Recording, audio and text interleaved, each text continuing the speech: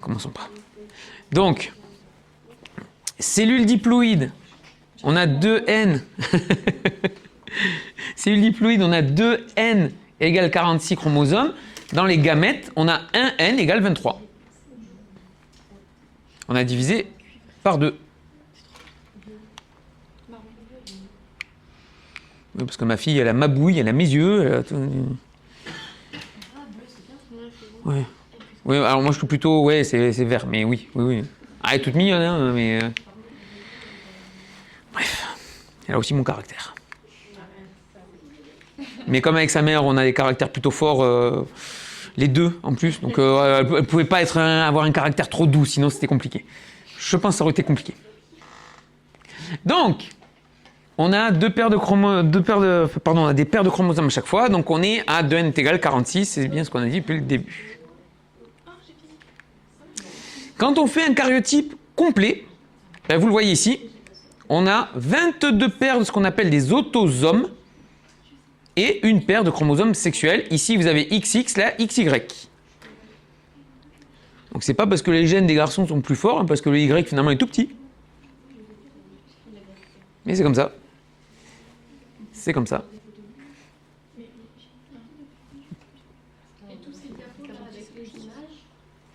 Non. Là, alors, les images ne sont pas à connaître. Par contre, il faut connaître ça. D'accord? C'est encadré. Ici, à savoir qu'on a les cellules somatiques avec 2N égale 46 et les gamètes 1N égale 23. Ça, à connaître. Celui du dessus, ça c'est juste pour votre explication, pour vous montrer comment c'est fichu quand c'est pas en division et quand c'est en division. D'accord? Ça c'est juste pour votre compréhension. Donc, karyotype de la femme et de l'homme. XXXY. D'après vous, qui c'est qui donne le sexe de l'enfant? Eh oui, forcément. Forcément, c'est le père qui donne le sexe de l'enfant. D'accord?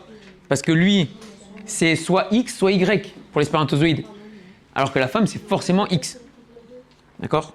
C'est forcément X. Donc, une paire de gonosomes, c'est les chromosomes sexuels, et 22 paires d'autosomes, les chromosomes non sexuels, qui vont servir à tout le reste. Donc, karyotype, c'est la présentation des paires, en tout cas des chromosomes, qui sont indiqués ici. Ça, c'est la version imagée de tout le karyotype, d'accord? De tout le karyotype avec les paires. Parce qu'habituellement, on n'a pas les paires. On prend juste, vous l'avez vu, un chromosome à chaque fois. D'accord? Donc vous voyez, 1 est une paire de chromosomes à 2 chromatides par chromosome. Vous allez vous la refaire encore une fois. J'ai un chromosome où il y a 2 chromatides qui peuvent se séparer. Oui. Oui, c'est les chromatides sont identiques entre elles, oui. D'accord? Même si on a l'impression que c'est un peu plié et autres, elles sont relativement identiques entre elles. Mais vu qu'il y en a un du père et un de la mère, ben, ils sont relativement identiques, mais un tout petit peu différents à chaque fois. C'est normal, parce que sinon on serait la stricte copie de nos parents. Ce qui n'est pas le cas. Trisomie 21, d'accord? Ou syndrome de Down, ici, on le voit sur le karyotype. J'ai un triplé et non pas un doublé, une paire au niveau de mon karyotype. Et le syndrome de Turner, où je n'ai que le X et non pas le Y, ou l'autre X, peu importe. Mais je n'ai pas le deuxième chromosome sexuel. Un peu compliqué. D'accord? Les trisomies? Ah, les autres trisomies? Alors, sur la 18, c'est quasiment la 21. Sur la 19, c'est beaucoup plus compliqué. C'est des gens qui vont vivre beaucoup moins longtemps, malheureusement. Et qui vont être plus fragiles. Mais sur l'aspect, on va dire, physique, ils sont à peu près identiques. Je dis bien à peu près, parce que c'est pas forcé à chaque fois.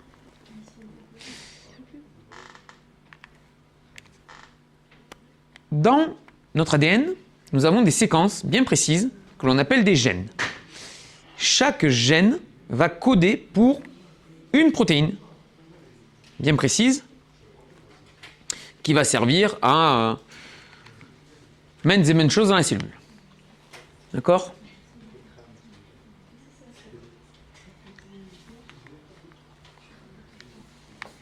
Donc l'ADN, ce sont des séquences de gènes qui se suivent. Donc on a dans ces séquences, dans cet ADN, on a des régions qui sont codantes et d'autres non codantes. Je m'explique. Quand j'ai des régions codantes, bon, ça s'explique bien, hein, c'est pour la synthèse de la protéine. Et les régions non codantes, en fait, c'est pour déterminer, pour aider en fait toute la machinerie cellulaire à déterminer où se situe le début de la protéine, enfin, en tout cas le début de la séquence qu'il va falloir décoder. Parce que c'est comme tout, si vous arrivez, je sais pas, vous arrivez dans une usine et qu'on vous dit de but en blanc, ah ben il faut produire ça maintenant, vous savez pas peut-être à quel moment de la production vous en êtes. On vous dit il faut produire une voiture. Ah ok, bah, on va produire une voiture. Et là on vous dit en plein milieu de la journée, ah ben en fait il faut produire la porte. Ah ok, mais en fait moi je suis pas en train de produire la porte, je suis en train de faire le châssis. Ah ouais mais non. Donc en fait il faut avoir l'information d'où commence la production. Et ça, ce sont les séquences non codantes de notre génome qui vont le donner. Donc on a plein de petits trucs comme ça, avec ce qu'on appelle des boîtes. Donc c'est les boîtes, les Tata Box, les trucs comme ça qu'on a. Ouais, le nom de Tata Box, j'aime bien. Ça fait penser aux pâtes, hein, Tata Box.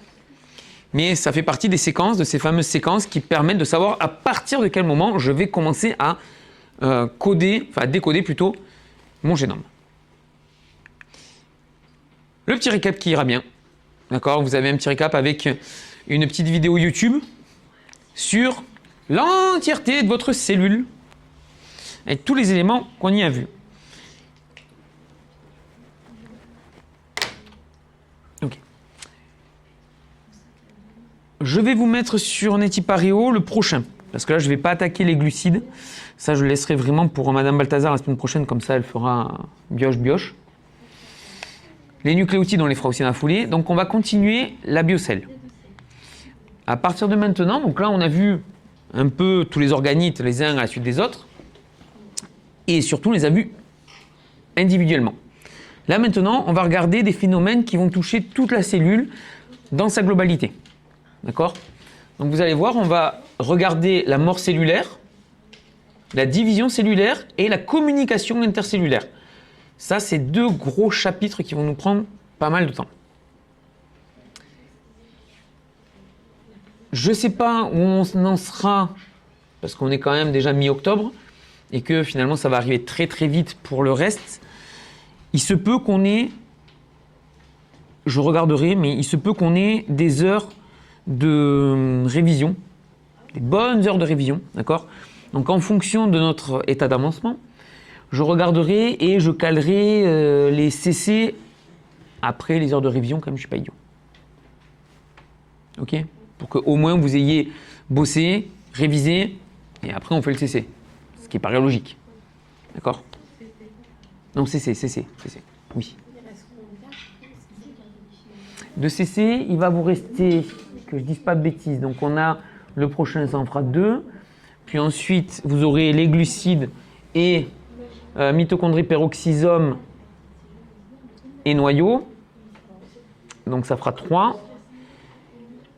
Et le dernier, alors le génome il n'y est pas, d'accord? Parce que là vous voyez écrit génome, on a décidé de ne pas le mettre. Moi je trouve ça très dommage, mais c'est comme ça. Vous n'aurez pas de chapitre sur le génome.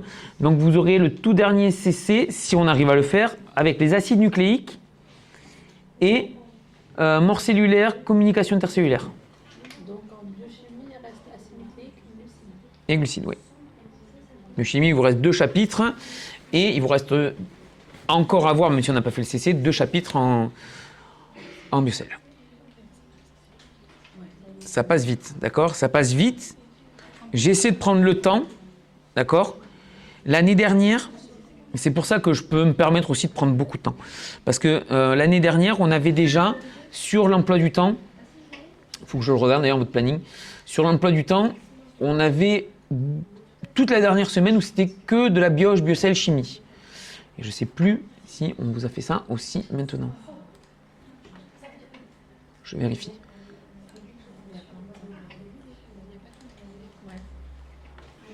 Comment? Moi j'ai tout. Oui, donc on vous a refait ça. Donc vous voyez, c'est biocell, révision, bioche, révision. Non mais c'est la dernière semaine avant les vacances de décembre. Les vacances, césure. Oui, voilà. On a 2 semaines du coup. Oui. Ah ouais. Donc là, tout ça, on verra comment on l'utilise. Parce que s'il faut, on aura déjà fait des révisions avant nous. D'accord? Alors, je vous rassure, je ne vous colle pas un CC tout dernier jour. Mais justement, je ne vous colle pas un CC le tout dernier jour. D'accord? Donc, il y en a qui s'étaient amusés à calculer en nombre de mandats de Le Cornu, combien ça faisait. Notre Premier ministre, là, il a duré pendant 27 jours et il y en a qui s'étaient amusés à dire ben, dans 3 Sébastien Le Cornu, c'est bon, on est à Noël. Ben, oui. Voilà. Ça, c'était marrant, mais ça m'a fait rire. Bref. Je suis complètement apolitique, donc ça m'a fait beaucoup rire. Donc, bioche, biocell, chimie, vous allez avoir, du coup, les derniers jours, juste avant de partir en congé, en césure de Noël, vous avez ces révisions. Comme je vous ai dit, les derniers CC, on les fera, il faut que je vois ça, là je vous ai pas... Mardi 9, vous n'avez pas cours a priori. Et ben vous êtes censé être à la format. Ouais. On est pas obligé. Pas obligé, après c'est à voir avec ton employeur. Hein. Si on ne dit pas, je ne vais pas me prendre à la pharmacie. Si on ne prévient pas. Là tu le sais. Oui, je le sais, mais si on ne dit pas. Comment Céane essaie de la faire à l'envers? Mais eux, ils ont nos emplois du temps. Oui. Tu fais 35 parce que Ah ben ils sont censés regarder vos emplois du temps, oui ça c'est...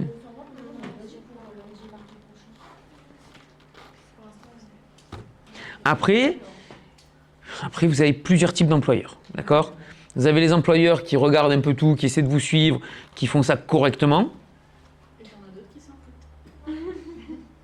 Voilà. Parce qu'aussi, la semaine après les vacances, il y a le mardi, c'est férié. Du coup, on travaille le mercredi. Enfin, on est ici le mercredi. Oui, là le 12. Et on est payé quand c'est férié. Non, mais c'est une question. Ben, t'es payé, c'est pas retirer ta solde, hein, non? Ouais, bah voilà. Ben, rattraper, non, vous rattrapez pas votre jour férié, c'est juste que c'est décalé. Jour férié, c'est un jour férié, vous travaillez pas, normalement, les jours fériés. C'est juste que là, nous, pour les cours, ben, au lieu de faire cours le mardi, vous avez cours le mercredi, et après, à vous d'aller le jeudi, le vendredi au boulot.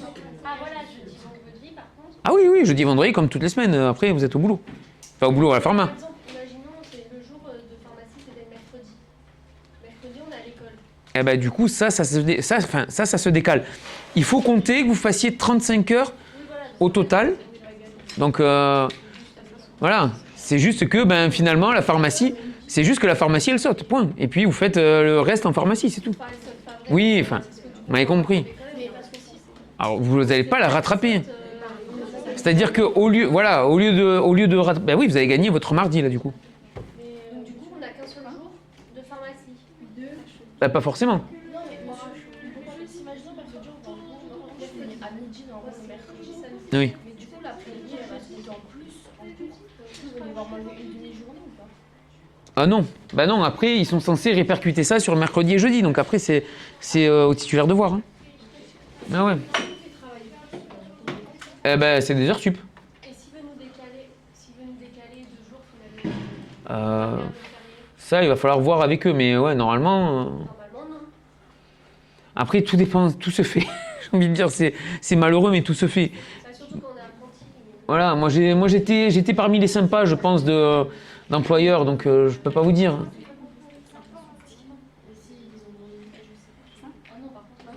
Donc, ici, je pense que ça, je l'avais déjà noté, c'est pour ça que ça doit y être. Voilà. CC numéro 2, c'est le 3 novembre.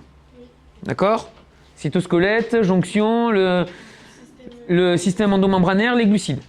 D'accord? Logiquement, si je suis la progression, ici, je vous fais la bioche avec les acides nucléiques.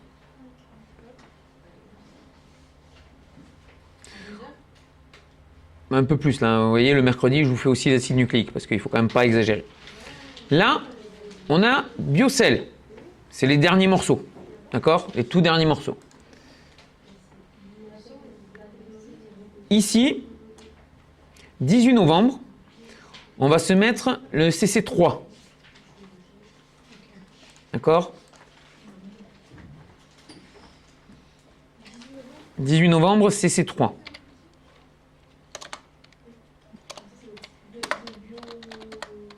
Bioche, biocell. Donc, justement, bioche, on met acide nucléique, parce que vous aurez déjà eu les glucides. Et biocell. Biocell, on va faire, on a dit quoi? On a dit mitochondrie, peroxysome, le noyau, merci. Alors, mitochondrie, peroxysome, c'est un seul et même chapitre, hein, donc peroxysome, noyau, et à voir où on en sera, mais normalement, il y aura division mort cellulaire.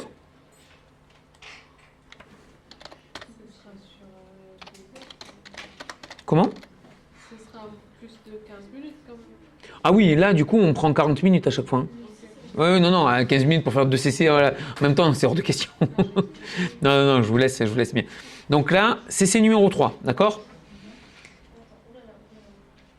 CC numéro 3, 18 novembre, je vous ai tout mis.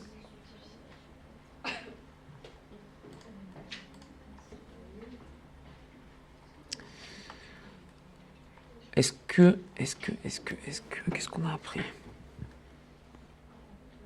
Ouais. Justement, on va regarder. Parce que en fait, j'ai placé la date arbitrairement pour l'instant. On va voir un peu si on se revoit. Ah ben non, on se revoit pas, donc c'est ça. Donc les révisions, on pourra les faire que le lundi et le mardi. Les grosses révisions, hein, je veux dire, on ne pourra les faire que lundi et mardi. Donc ce sera lundi le dernier CC. Non, même pas, on va pas faire de 4e CC. Parce que sinon, 4e CC, si je vous colle le lundi 15 en CC, vous avez déjà bien assez à faire. Donc il y aura que la communication intercellulaire que vous n'aurez pas en CC. Ok? La communication intercellulaire, vous ne l'aurez pas en CC.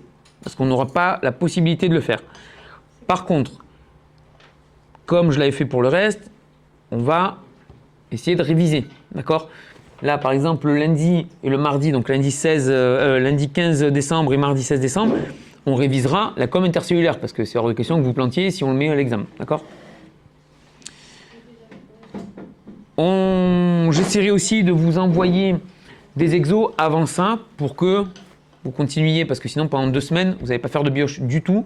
Alors certes vous allez avoir plein d'autres choses, hein, vous n'allez pas faire de bioche du tout et vous n'allez pas en voir. C'est-à-dire que si vous ne voyez pas de bioche et que vous arrivez le 15 décembre, vous allez me dire la bioche j'ai tout oublié. N'est-ce pas? Bioche biocell, vous allez me dire j'ai tout oublié, j'ai fait autre chose. Bah oui, c'est pas étonnant. D'accord? Donc on va essayer de remobiliser les connaissances un peu tout le temps parce que sinon ce sera trop compliqué. Beaucoup trop compliqué. Donc ceci dit, hop, on va mettre... Allez.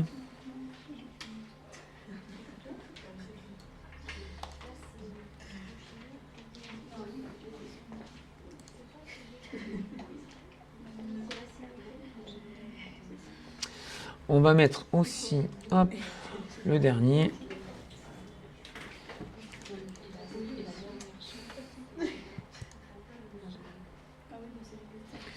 Chapitre 7. Je l'ai que là comme ça.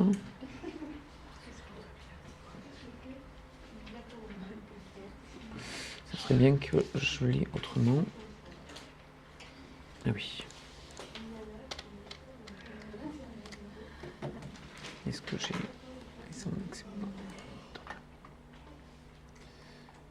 Hop là.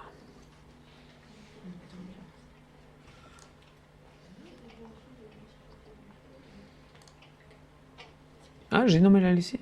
Pourtant, elle m'a dit qu'on ne le faisait plus. Ouais, sur Moodle, vous avez tout, hein, vous avez tous les cours. Et oui. Moi, perso, je les modifie très rarement vu que c'est moi qui les ai faits. Donc, je vois pas l'intérêt de me modifier moi-même, mais ça peut. Ça peut. Je sais que Madame Balthazar, parfois, elle modifie pendant l'année, quand elle voit qu'il y a des choses qui sont plus ou moins pertinentes, elle peut modifier, voilà.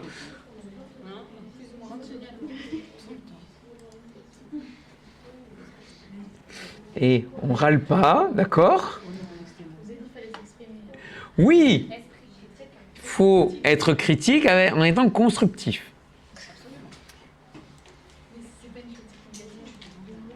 Ah, j'ai pas dit que c'était négatif positif, j'ai dit qu'il fallait être constructif. Sinon, c'est un peu simple, hein? Un peu simple. Ok. Donc, mort cellulaire, on est parti. Vous avez plusieurs types de mort cellulaire. Vous avez la mort cellulaire programmée.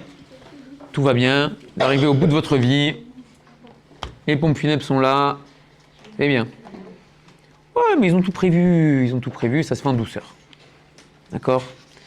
Et il y a la mort inopinée. Mort inopinée, nécrose, d'accord? Pathologique. Donc là, ça se fait dans la douleur. Toujours, malheureusement. Même pour la cellule. Ça se fait dans la douleur. C'est pas beau à voir. Ça explose. Et ça sent. Et ça sent, d'accord? Donc vous voyez, il y a aussi l'autophagie. Ça se mange lui-même. Non, pas cérébral, cellulaire. Je viens de la mettre sur Netipario. L'autophagie, d'après vous, c'est quel organite qui peut favoriser l'autophagie?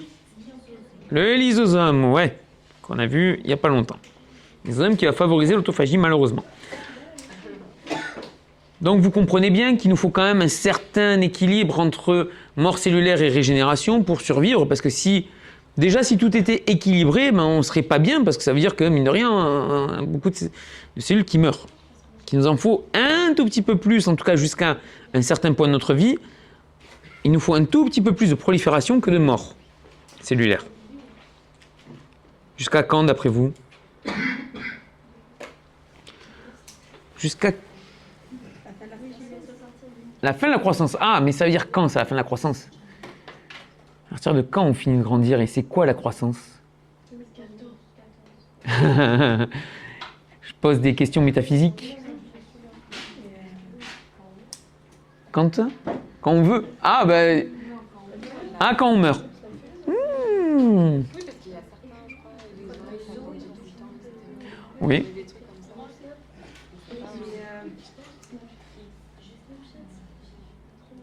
ça. Alors, jusqu'à quand? Quand on atteint le max.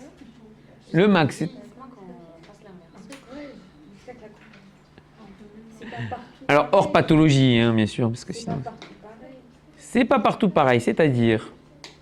Ben, dans l'organisme, il y a des cellules qui vont commencer à qui vont être encore en train de se régénérer, alors qu'il y en a d'autres qui vont être en train de se bouffer. C'est-à-dire... Mais par exemple,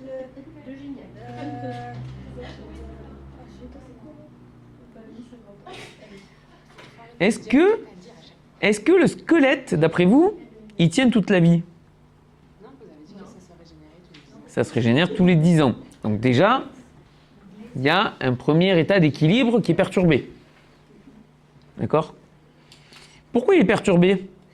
Les patients que vous avez à la pharmacie, vos petits vieux, ils vont bien, ils n'ont pas de fracture, il n'y a rien qui se... Ah, l'ostéoporose, la fragilité osseuse, l'arthrose, d'accord? Tout ça, ça apparaît au bout d'un certain moment.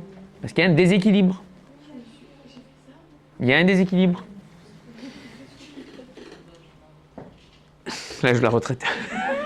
Attention, il est repoussé de plus en plus, hein, alors faut faire gaffe. Hein. Il y a aussi... Alors, effectivement, ça dépend de tout un chacun. Parce que vous avez un moment dans la vie où vous allez commencer à perdre plus de cellules nerveuses que vous n'en créez. Si je vous dis que c'est à peu près à 30 ans, ça vous rassure ou pas? Ça va, Chloé, hein? Juliette, elle dit rien, elle regarde l'écran en mode off. Tout ce qu'elle fait à côté, c'est bon, elle est reconstruite. Bon. Il n'y a pas de perte. Les pathologies comme l'Alzheimer et tout, c'est même à partir de 25 ans. Ouais, ça peut arriver tôt. Ça peut arriver très très tôt. C'est pour ça que je dis hors pathologique, parce que sinon, malheureusement, on voit de tout. Hein. On voit de tout. On voit même des gens Parkinson, Alzheimer, très, très jeunes. Ouais. Très jeunes. Même en entretenant, au bout d'un moment, il y a une dégénérescence, c'est inéluctable. Mort cellulaire programmée, hein. C'est comme les téléphones, hein, au bout d'un moment, c'est l'obsolescence programmée. On ne peut pas aller beaucoup plus loin. C'est chacun le sien, mais oui, il y a... Allez, comme je disais, à partir de 30 ans, déjà, tu commences à avoir moins de neurones. Ouais. Ouais. Oui, sinon aussi, quand tu prends des chocs. Des chocs sur la tête. Des chocs tous les week-ends. Toutes les semaines. On en perd aussi. Quand on boit aussi, oui. Il n'a pas dit les shots. Les shots, j'ai compris. Ben, il y a les deux, hein, les shots et les shoots. Donc au rugby, pareil, on en perd beaucoup. Le foot américain, on en perd beaucoup. Les footeux qui font des têtes, ils en perdent aussi. Un peu moins, mais ils en perdent. Un peu moins parce qu'il y a moins de chocs. D'accord? Mais ils en perdent aussi. Donc s'il y a un déséquilibre, malheureusement, ça conduit à des cancers. C'est-à-dire si j'ai trop de renouvellement cellulaire, ça veut dire que mon système ne fonctionne pas bien.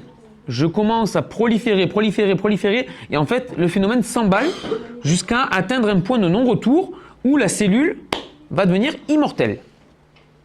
Vous pourriez me dire c'est bien, mais en même temps c'est pas bien. Parce que immortelle, ben, malheureusement, il y a aussi des modifications qui se font et qui la rendent complètement néfaste à l'organisme. Et ça, c'est le cancer. Donc le cancer est bien des cellules immortelles. C'est une des caractéristiques des cancers, oui, les cellules sont immortelles. D'où le problème pour combattre le cancer. Parce qu'on ne peut pas se dire, ben ouais, c'est bon, ça va passer en temps de temps, non. Ah, attention, rémission n'est pas guérison. Voilà. Comment ? C'est ça. La rémission, c'est plus la stabilisation sur un état qui est assez proche de la guérison, mais c'est pas guérison. Malheureusement, c'est pas guérison du tout. Donc, le mot nécrose vient de nécrose qui veut dire mort et osis qui veut dire processus. D'accord ? Oui, 30 ans, ça se rapproche. Hein. Donc la nécrose, à la base, c'est une mort désordonnée. Là, on est sur la mort accidentelle, la nécrose. Mort désordonnée, vous voyez la cellule là, qui était assez bien, mais finalement, elle commence à se déformer pour finalement éclater et déverser son contenu intracellulaire dans la matrice, dans le milieu extracellulaire. Ça, c'est une réaction inflammatoire qui peut s'étendre aux cellules voisines. Donc concrètement, si je commence à avoir une cellule en nécrose, j'en ai tout un tissu. Ok ? Je ne les ai pas mis là-dedans ? Moi, je les mettrai. Je vous les donnerai. Et dans l'autre aussi qu'il y avait avant, vous l'avez pas mis, je crois. Il n'était pas dans le noyau ? Bon, ben, je les remettrai. Donc on a, vous le voyez, gonflement du cytoplasme qu'on a ici, rupture de la membrane qu'on a ici, déversement du contenu vers l'extérieur avec réaction inflammatoire. Ça, c'est la nécrose. Exemple de nécrose sur une ischémie totale du myocarde, c'est-à-dire suite à un infarctus du myocarde, je n'ai plus de sang qui arrive au niveau des cellules du cœur. Et à ce moment-là, c'est la nécrose. Ça apparaît si on dépasse les 6 à 12 heures après l'apparition de l'accident, si on dépasse les 6 à 12 heures pour la prise en charge. Donc ça peut aller très vite. Hein. Si vous êtes en plein milieu de rien, 6 heures, c'est très court. D'accord ? Pour une prise en charge, c'est très court. Et donc c'est une nécrose des myocytes. Et s'il y a nécrose, le corps est bien fait, il va enlever toutes les cellules nécrosées et il va remplacer ça par des cellules fibreuses, des fibrinocytes. Ces cellules fibreuses, malheureusement, elles n'ont pas de fonction. C'est juste du tissu cicatriciel, il n'y a pas de fonction. Donc en fait, quand on a fait un infarctus du myocarde avec nécrose, on perd de la fonction cardiaque. Donc tout à la fin, in fine, comme on dit, on risque d'avoir une insuffisance cardiaque parce que on a une perte de fonction. Oui. Mais du coup, la partie qui est nécrosée, Ben, à la base, elle est couverte, en fait, c'est juste que les cellules sont mortes. Donc, certes, il y a de l'écoulement vers l'intérieur du cœur ou vers l'extérieur, peu importe, mais il y a encore les restes structurels des cellules. Et après, c'est les macrophages et autres qui viennent, qui prennent en charge. Parce que là, on est sur, heureusement pour nous, pour le cœur, vraiment les cellules les plus superficielles. Parce que le cœur, mine de rien, il y a une bonne membrane, hein, c'est pas juste une couche de cellules. Donc on est sur les couches superficielles, et heureusement pour nous, parce que si on était sur les couches profondes ou carrément toute la couche, là c'est mort, là ça veut dire qu'au premier influx de sang qui arrive, il y a tout qui se déverse, et puis c'est terminé, hein, on n'en parle plus. D'accord? Mais non, heureusement, on a quand même cet aspect-là, sur cette chose-là. Après, il y a des pathologies qui sont encore plus complexes, où il y a des nécroses. Vous avez la dissection aortique, donc l'aorte, la crosse de l'aorte qui est là, hein, pour rappel, et qui après va redescendre et on a plein d'embouchures qui partent. Cette crosse aortique, elle peut se cisailler de l'intérieur. On appelle ça se disséquer. Et en se disséquant, en fait, sous la pression de l'eau, c'est comme si vous mettiez un tuyau et vous mettez de l'eau à très très forte pression, ben, au bout d'un moment, le tuyau il commence à s'éroder à l'intérieur.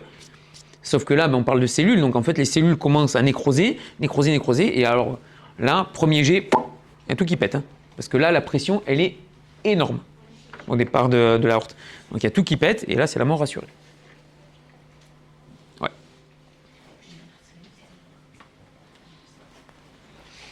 Oh, je peux le lire, hein, mon père est mort de ça il y a 10 ans, hein, pas plus de 10 ans maintenant. Mais oui, dissection aortique, hein, c'est mortel. Hein. Si c'est pas pris à temps, mortel dans 100% des cas, c'est une certitude. Donc ça, c'était pour la nécrose. Moi, ce que je veux que vous ayez en tête, c'est ces 4 points-là. D'accord? Ces 4 points-là, ce sont vraiment les 4 points à ne pas oublier pour la nécrose.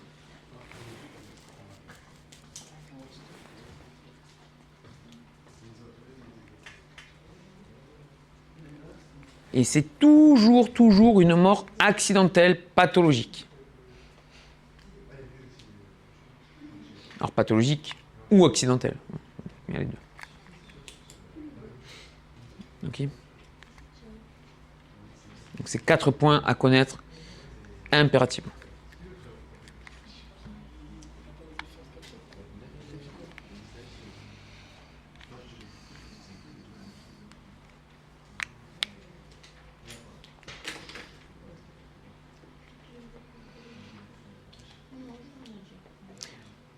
Là, on a essayé à chaque fois d'aller à l'essentiel parce qu'on avait fait des choses les autres années qui étaient beaucoup trop précises. Donc là, on va à l'essentiel. L'autophagie, qui est une des morts cellulaires programmées. Donc, autophagie, je pense que vous le savez, mais ça veut dire se manger soi-même, peu importe. Les éléments du cytoplasme qui deviennent inutiles vont fusionner avec le lysosome pour donner ce qu'on appelle des autophagosomes, qui vont être dégradés par d'autres lysosomes autour. La cellule, vu que c'est par le lysosome, elle va pouvoir tout réutiliser. On se souvient, c'est les éboueurs.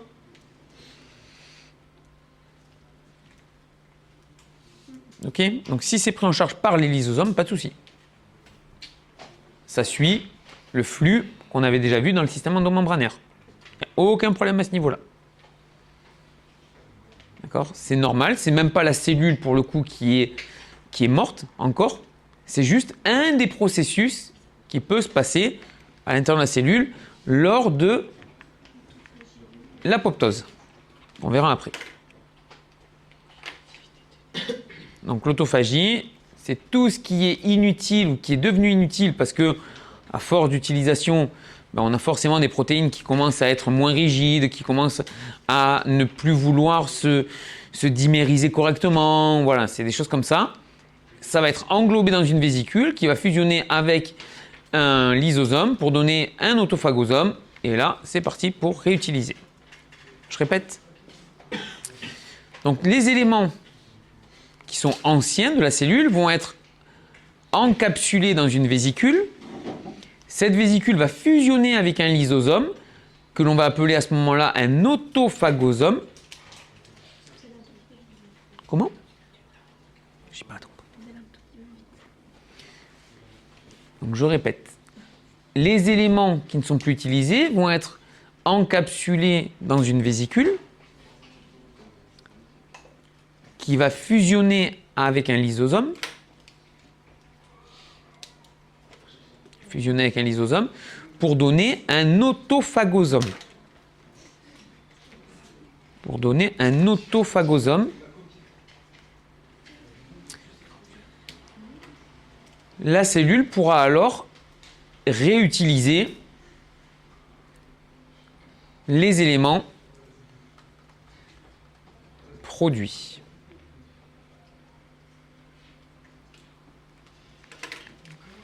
C'est bon? Oh, ok. Oui, autophagosome, tu l'as écrit ici. Autophagosome.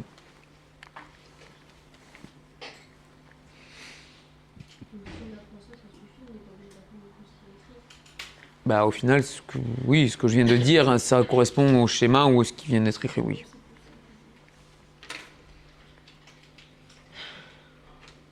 C'est bon? Alors, on continue.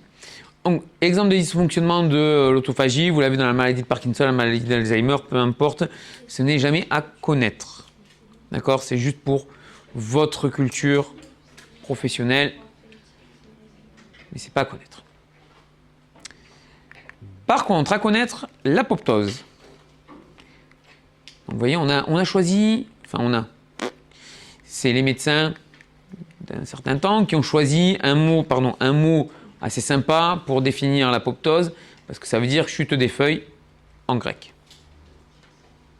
Donc c'est comme à l'automne, la chute des feuilles qui meurt tranquillement. Ces médecins français, je vous jure, tout dans la poésie. Ah, c'est vrai, hein.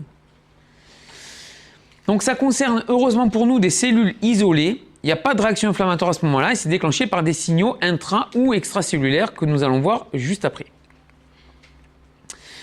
Elle peut être soit physiologique, c'est normal, hein. On a par exemple les cellules tapissant la paroi de l'utérus pendant les menstruations qui se détériorent. On a aussi lors du développement embryonnaire des cellules qui sont entre les espaces, dans les espaces interdigités et les orteils aussi, qui vont s'effacer, sinon vous allez être avec des mains et des doigts palmés.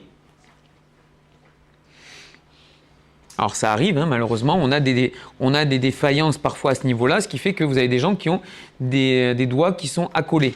Vous avez peut-être déjà vu ça, des gens qui ont des doigts accolés comme ça. Voilà. Alors je fais ça, mais ça peut être n'importe quel doigt, hein, d'accord?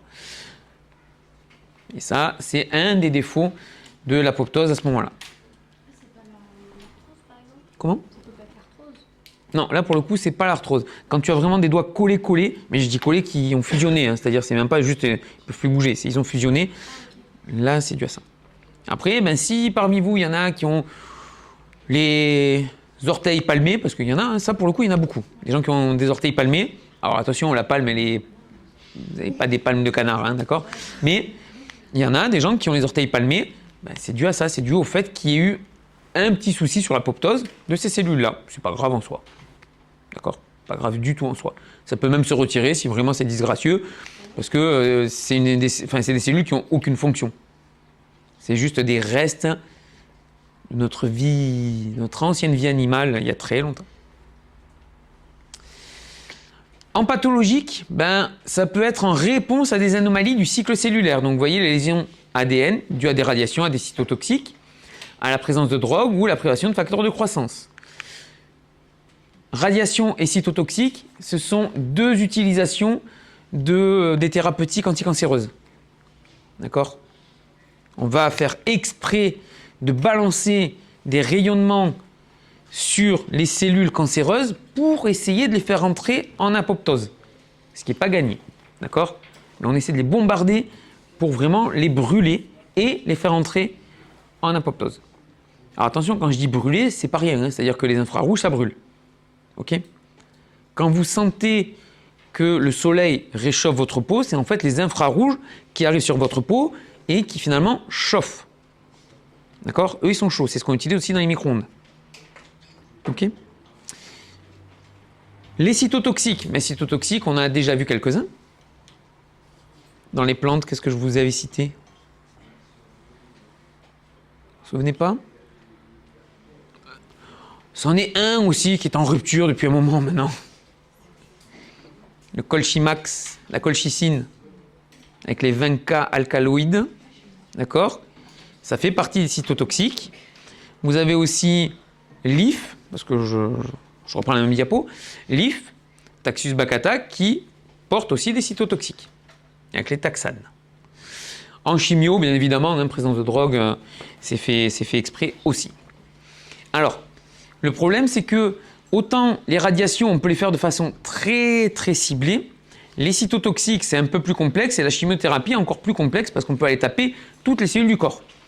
Donc si on tape un peu trop fort, c'est d'ailleurs pour ça que les gens qui sont sous chimio sont très fatigués, parce que quand on donne de la chimio, si elle n'est pas très spécialisée sur la cellule, ben, elle va toucher toutes les cellules du corps. Donc en clair, on va avoir des apoptoses, un puissant en fer, et quand c'est ça, ben, on fatigue.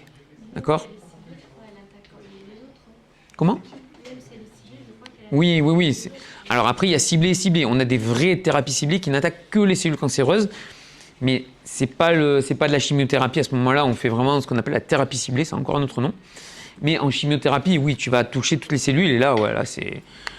D'ailleurs, si vous avez des patients qui sont sous chimio à la pharmacie, vous allez forcément en avoir à un moment ou un autre, ils font ce qu'on appelle des intercures, c'est-à-dire qu'ils vont faire des cures de chimio qui vont être espacées de parfois 3 semaines, 1 mois, et pendant ce laps de temps, ils vont faire des intercures où on va leur injecter des facteurs de croissance, justement pour essayer de rétablir un peu l'équilibre, parce qu'on a fait tout rentrer en apoptose, ou beaucoup de choses en tout cas, qu'il faut essayer de rétablir l'équilibre pour pas qu'ils soient trop fatigués et qu'ils puissent tenir le coup.